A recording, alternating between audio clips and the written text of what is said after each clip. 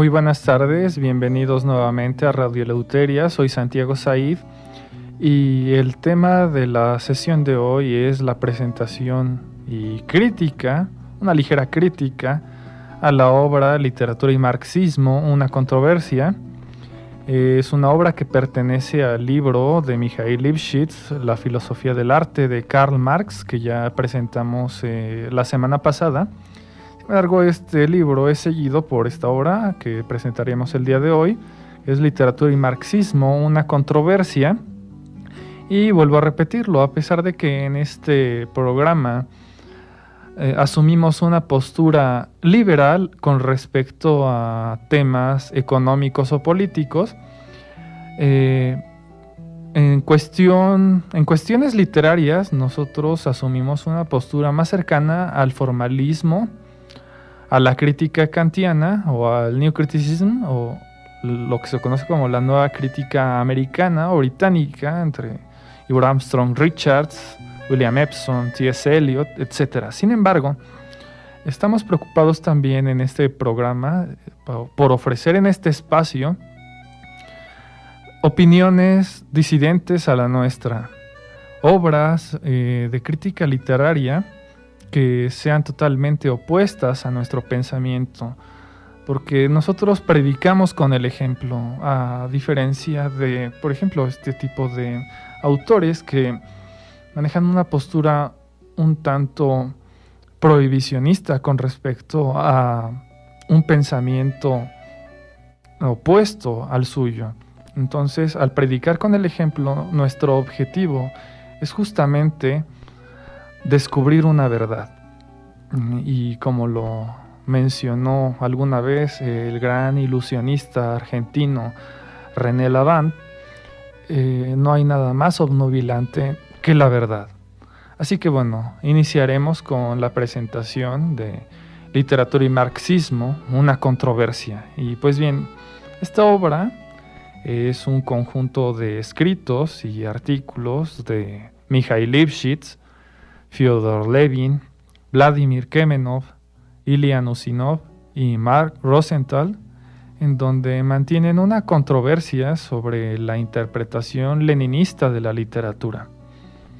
La disputa que mantienen estos críticos literarios es sobre las diferentes interpretaciones que le dan a los escritos de Lenin y la relación entre el arte y el socialismo soviético. El primer texto que compone a esta obra es un artículo llamado Crítica Leninista, escrito por Mikhail Lifshitz. En este artículo, Lifshitz analiza un texto de Lenin titulado Tolstoy y la lucha proletaria. El texto de Lifshitz, en resumen, resulta una crítica a Yuri Pleyanov, un revolucionario, crítico literario y filósofo ruso, teórico y propagandista del marxismo, del cual se considera el fundador en Rusia, quien, según Lifshitz, entendía que la literatura es un reflejo de la realidad.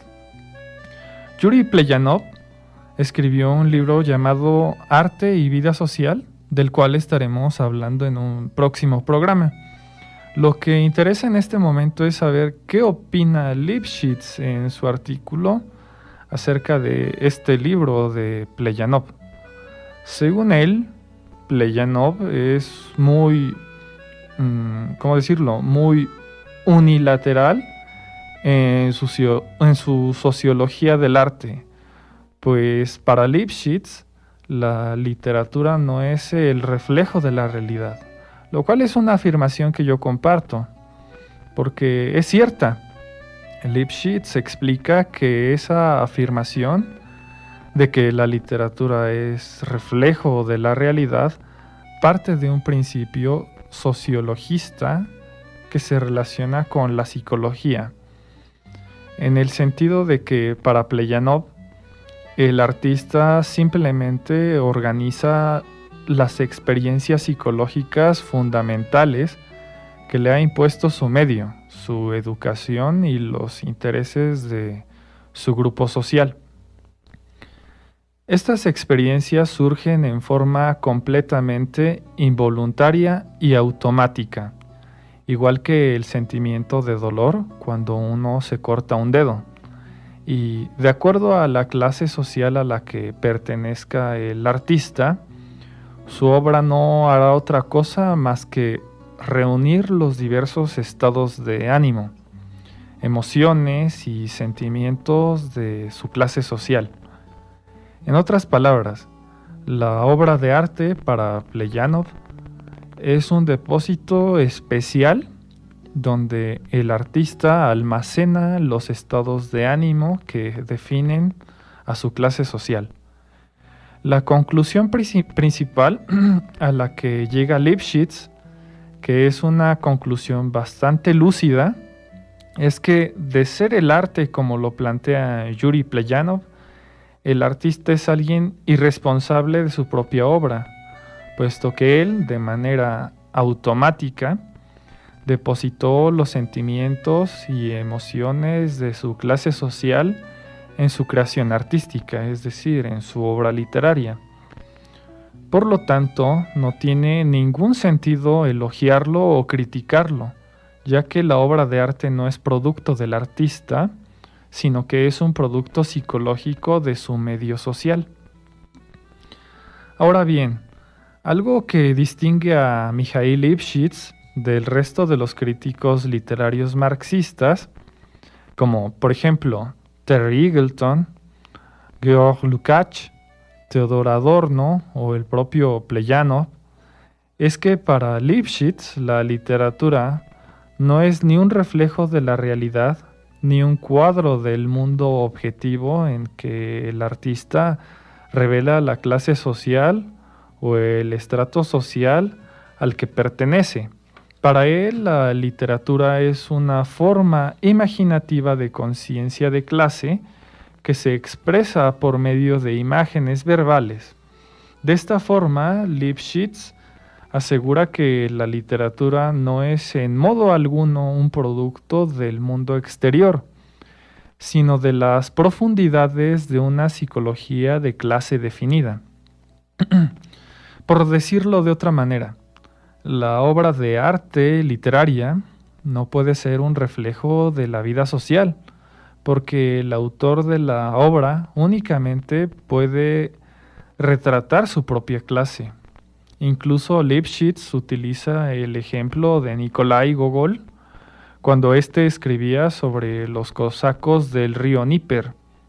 Lifshitz ejemplifica que no son cosacos del Níper en absoluto, es decir, no son cosacos auténticos que estaban en el río Níper en Ucrania, sino pequeños nobles como el propio Gogol, disfrazados con trajes ucranianos y cálidos abrigos, según sus propias palabras.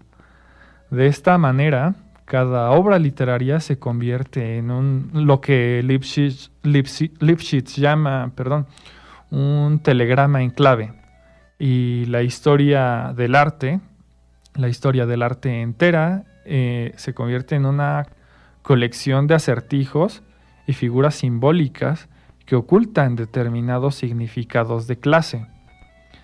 Ahora bien, por lo tanto, Lifshitz intenta relacionar sus postulados con los de Lenin al decir que la conciencia de clase no surge automáticamente, porque nadie nace ideólogo de una clase definida, sino que llega a serlo.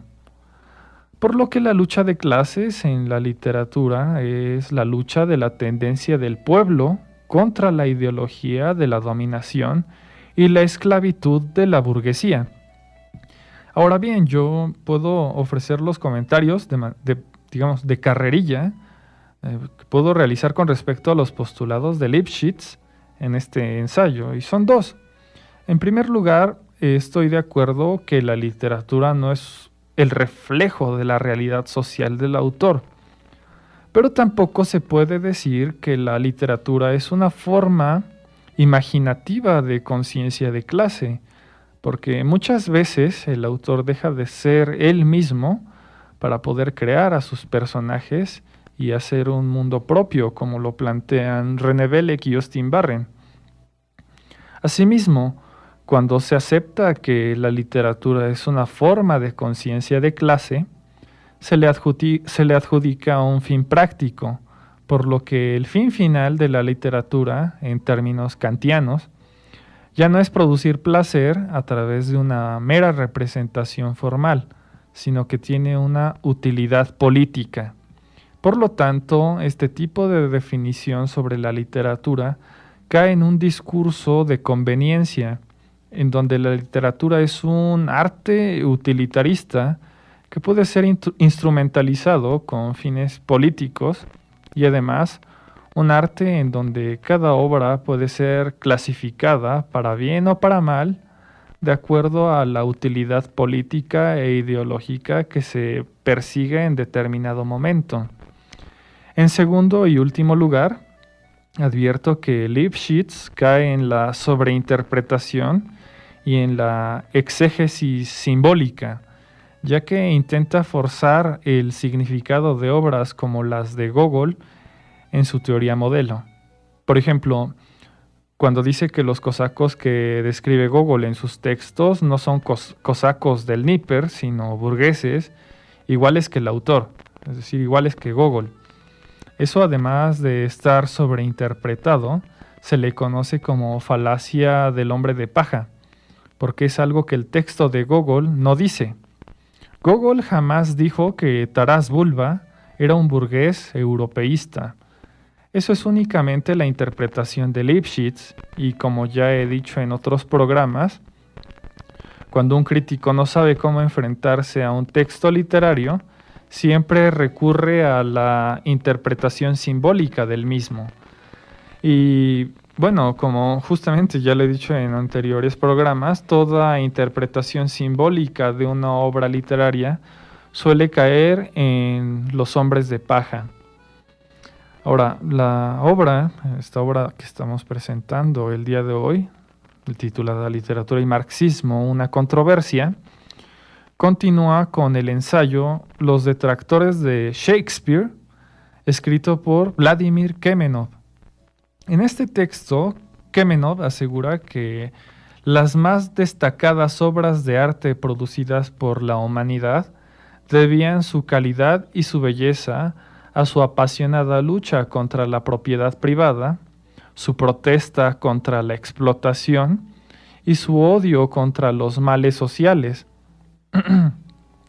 Dicho de otra manera, las obras canónicas de la literatura universal, a pesar de su individualidad histórica, deben su calidad y belleza no a su influencia sobre otras obras posteriores, ni a su estructura, sino a los valores revolucionarios que transmiten. De esta manera, por ejemplo, la Ilíada y la Odisea, o por ejemplo la Divina Comedia, o los poemas de Garcilaso de la Vega, o de Cervantes, o del mismo Shakespeare, deben su calidad y belleza a que fueron textos comprometidos con los intereses de las clases populares, lo cual es ridículo y falso además. La polémica entre Kemenov y Lifshitz se da porque Kemenov no está de acuerdo con que la crítica literaria deba asumir una postura de clase. Para Kemenov es una creencia fetichista el postular que el pensamiento de las grandes figuras de la cultura, es decir, autores como Shakespeare, Dante, Pushkin, Goethe o Schiller, está circunscrito a su clase y su periodo histórico. Para Kemenov, la clase social del autor no determina la calidad de su obra literaria, ya que un autor, a pesar de pertenecer a una clase social explotadora, puede sentirse comprometido con los intereses de las clases populares y puede plasmarlo en su obra literaria. Lifshitz escribe un segundo ensayo titulado Una respuesta obligada, en el cual le contesta a Kemenov, lo acusa de repetir lugares comunes y de practicar una sociología del arte vulgar, al estilo de Yuri Pleyanov. Más adelante en esta obra encontramos el artículo titulado Sobre los confundidores objetivos de las clases, escrito por Nusinov, en el cual se critica el sistema de interpretación de Mikhail Lifshitz. Según Nusinov, El sistema hermenéutico de Lipschitz está construido no sobre clases objetivamente existentes y sus contradicciones, sino sobre la conciencia de esas clases mismas. Además, acusa a Lipschitz de ser antihistórico y antileninista.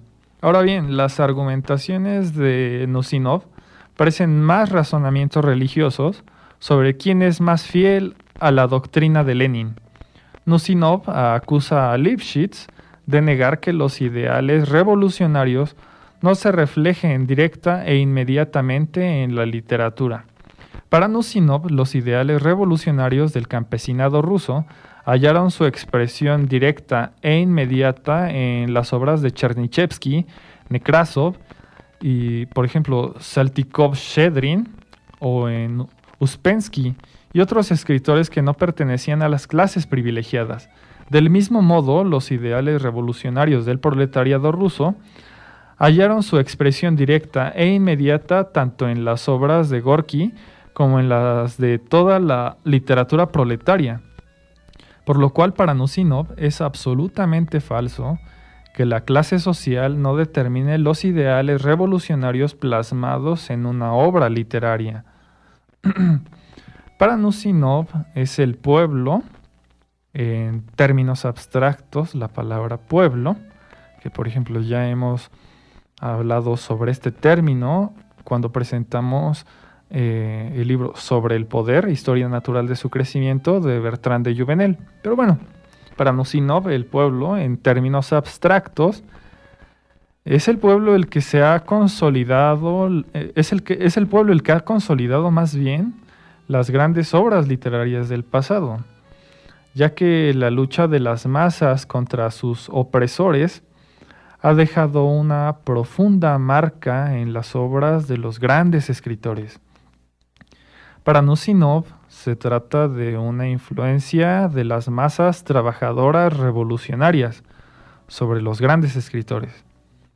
Y esta lucha se reflejó en el arte.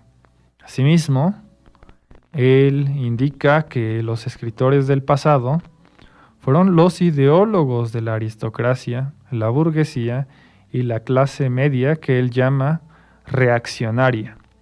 Y me tomo la libertad de citar sus propias palabras.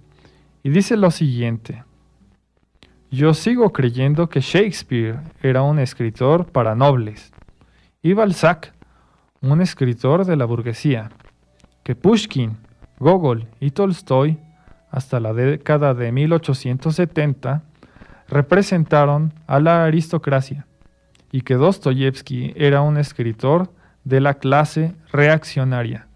Esto lo podemos encontrar en las páginas 192 y 193 de esta edición.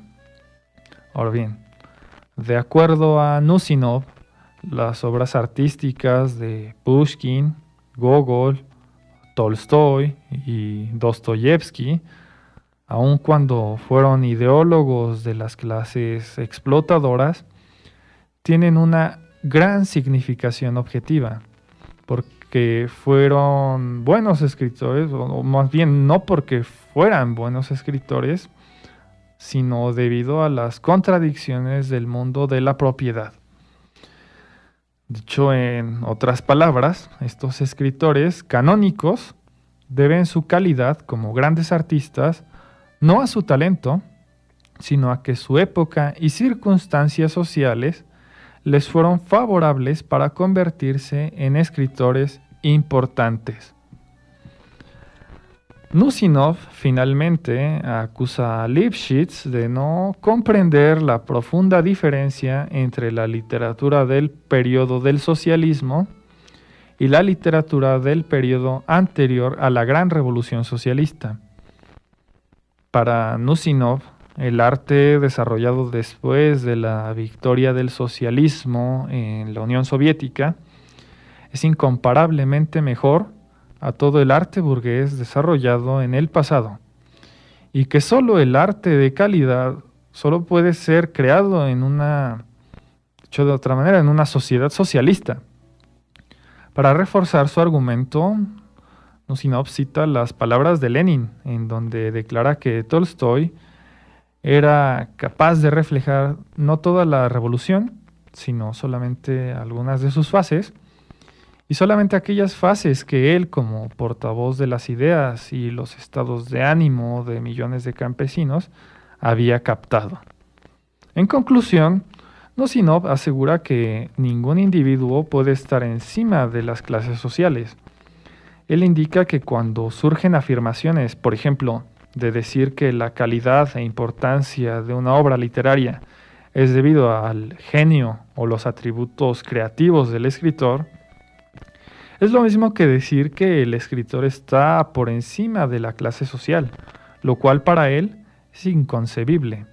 Por lo tanto, la calidad de una obra literaria se debe no a la individualidad del autor o a sus atributos personales, sino a las circunstancias sociales, específicamente a los ánimos revolucionarios de su comunidad. Decir lo contrario equivale para Nosinov negar un principio leninista. Es por eso que yo digo que este conjunto de ensayos parece más una argumentación religiosa. Y bueno, los comentarios que puedo ofrecer sobre la lectura del ensayo de Nosinov son tres. El primero es con respecto a la calidad literaria que Nosinov le atribuye a Gorky, Chernyshevsky, Nekrasov y a todos aquellos que practicaron el realismo socialista. Y se trata de una valoración completamente interesada, ya que valora sus obras en relación a su contenido político.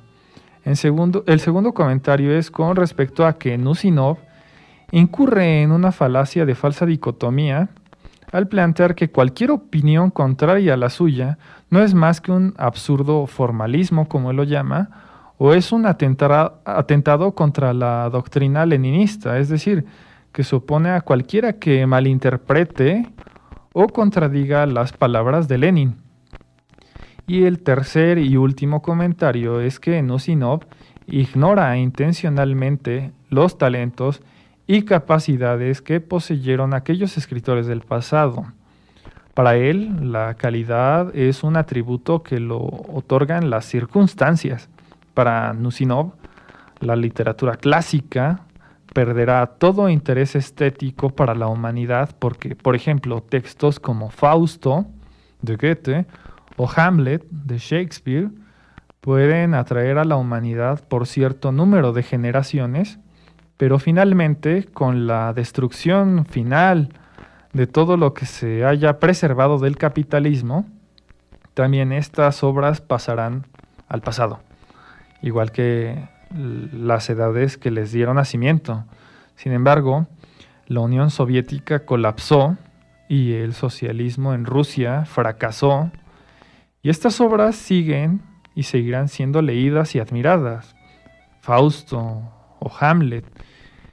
Y eso se debe a que sus autores no estaban encima de la clase, como decía Nosinov, más exactamente se encontraban fuera de ella. Ahora bien, antes de pasar al último corte, quiero presentar otro ensayo que conforma a esta obra, que es titulado La esencia de la controversia, escrito por Fyodor Levin. En este texto, Levin se pregunta por qué la literatura y el arte creados por representantes de clases explotadoras continúa proporcionando material para la iluminación de las masas, para la educación de los jóvenes y de los trabajadores y agricultores colectivos de la Unión Soviética. Asimismo, se pregunta por qué este arte todavía proporciona goce a quien lo lee, lo ve o lo escucha en una época de socialismo. La respuesta que ofrece Fyodor Levin, es que en realidad la Unión Soviética aún no había abolido por completo las clases sociales y por ello existía un interés en autores del pasado. Y pues bien, en el siguiente bloque concluiremos con la presentación de esta obra, Literatura y Marxismo, una controversia. Y bueno, esto es Radio Eleuteria. No se vayan. Muchísimas gracias.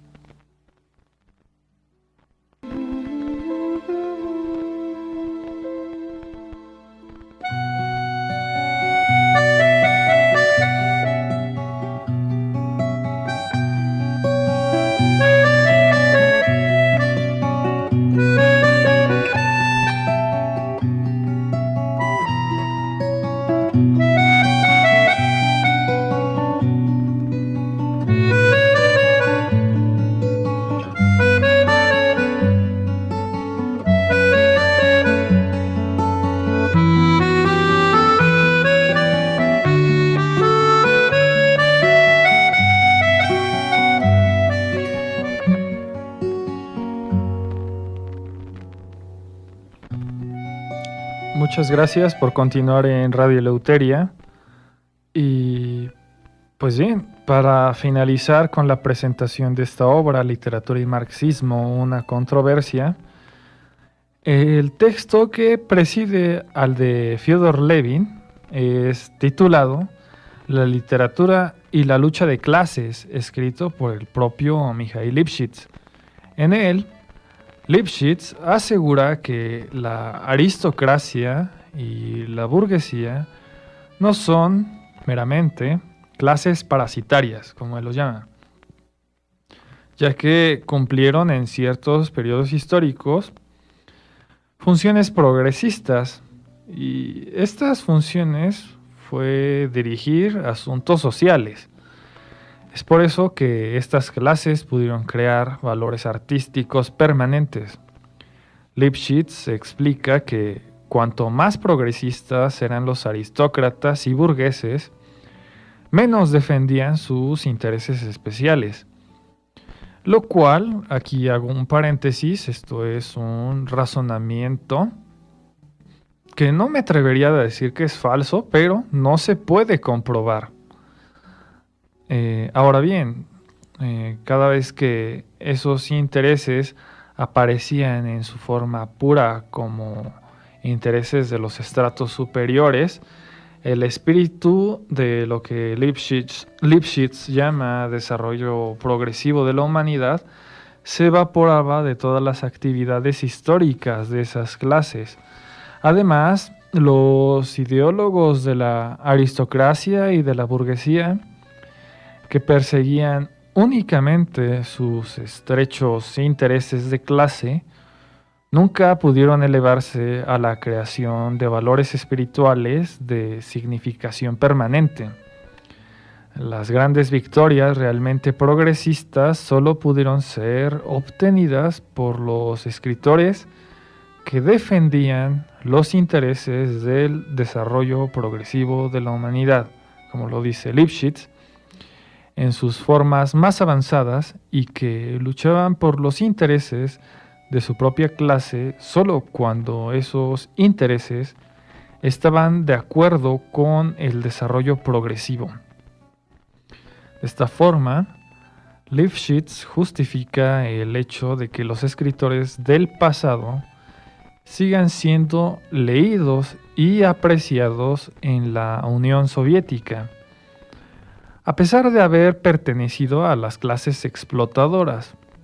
En otras palabras, lo que dice Lipschitz es que esos escritores ofrecieron al mundo obras de calidad no por su talento o por su creatividad estética, sino porque llegaron a estar de acuerdo con los intereses de las clases populares, pero no por convicción, sino por conveniencia. Ahora bien, el último ensayo de esta obra es titulado La sociología vulgar y la metafísica, escrito por Mark Rosenthal. Él parte de la premisa marxista-leninista de que la conciencia y las ideas son reflejos de la realidad. Sin embargo, la conciencia, al reflejar la realidad, no es en modo alguno pasiva. La conciencia y el pensamiento son activos en el proceso del conocimiento, y el reflejo de la realidad en la conciencia humana constituye un proceso sumamente complejo y contradictorio. Para Mark Rosenthal, todo tipo de ideología es un reflejo de la realidad, pero no se trata de un reflejo muerto y directo. Rosenthal asegura que existen ideologías como la religión, el idealismo o el pensamiento reaccionario que distorsionan a su manera la realidad, es decir, la invierten. Su conclusión sobre este punto es que la literatura es un reflejo de la realidad muy sui generis. De ahí que para comprender la peculiaridad de una obra literaria determinada, para captar sus raíces epistemológicas y sociales, es necesario colocar esa obra al lado de la realidad social. Rosenthal asegura que el modo de producción capitalista es enemigo del arte y de la poesía, por lo que las únicas y verdaderas obras de arte producidas en el capitalismo serán aquellas que realizan un retrato crítico de este sistema de explotación. En otras palabras, para Mark Rosenthal, las únicas obras de calidad producidas en un país capitalista, como por ejemplo los Estados Unidos, serán aquellas que critican adversamente el sistema económico y político que existe en dicho país. Sin embargo, obras de escritores que se alejan del realismo crítico que propone Rosenthal, como lo es Allan Poe, Ambrose Bierce, Walt Whitman, Nathaniel Hawthorne o Washington Irving, son escritores de poca calidad literaria porque nunca se atrevieron a criticar adversamente la realidad social de su país y por enfocarse en temáticas ajenas al realismo crítico. Y pues bien, como conclusión, lo primero que puedo decir sobre las afirmaciones de Rosenthal es que él confunde el concepto de ideología con el de interpretación. Asimismo, la interpretación de la realidad no significa el reflejo de la misma. Por otra parte, cuando dice que para comprender el valor de la literatura es necesario ponerla al lado de la realidad social y estudiarla en paralelo, descubrimos que este tipo de metodología no está tan interesada en analizar la obra literaria, sino que, más bien, está más enfocada en analizar los aspectos sociales, económicos, políticos o todo aquello que rodea la obra, menos a la obra misma. Y pues bien, esta es la presentación de la obra Literatura y Marxismo, una controversia, que constituye la segunda parte del libro que presentamos la semana pasada, que es La filosofía del arte de Karl Marx, escrito por Mikhail Lipschitz. Aquí ya ofrecimos la presentación de Literatura y Marxismo, una controversia, publicado por Siglo XXI Editores. Yo recomiendo mucho la lectura de manera cuidadosa, de manera escéptica, para agregar esta advertencia, pero no hace daño leerlo. Más exactamente, beneficia mucho leer este tipo de obras con cierto cuidado, con bastante escepticismo, con bastante crítica. Y pues bien, yo agradezco mucho a La Voladora Radio por darme este espacio, agradezco mucho a Rocío Castillo detrás de cabina. Muchísimas gracias, Rocío. Y sobre todo a usted, amigo Radio Escucha, yo lo invito a que nos sintonice el siguiente miércoles de 7 a 8 de la noche a través de La Voladora Radio. Estaremos presentando las opiniones de Lenin, de Mao Zedong, con respecto a la literatura. Y pues bien, esto fue Radio Eleuteria, soy Santiago Said. Viva la libertad y la verdad. Hasta luego.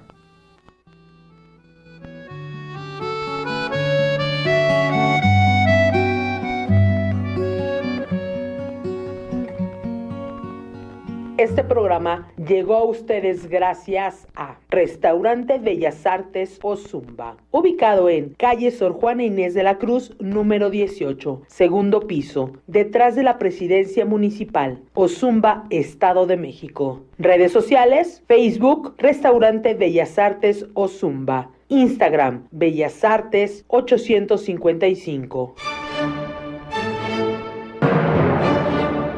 Este es el fin de nuestro programa, queridos radioescuchas. La verdad que lleva a la libertad. Los invitamos a sintonizarnos nuevamente en La Voladora Radio 97.3 FM o en www.lavoladora.org Radio Eleuterio. Y síguenos en nuestra página de Facebook Radio Eleuterio. La palabra lleva al pensamiento y el pensamiento a la crítica. La crítica es un ejercicio de la libertad. Radio Eleuteria. Radio Eleuteria. Reúnanse con nosotros para reflexionar sobre la literatura, los libros y las corrientes de todas las épocas. La verdad que lleva a la libertad. Radio Eleuteria con Santiago Said. Escúchenos todos los miércoles de 7 a 8 de la noche por La Voladora Radio y por internet en www.lavoladora.org. Radio Eleuteria, la verdad que lleva a la libertad. La Voladora Radio en franca y abierta rebeldía.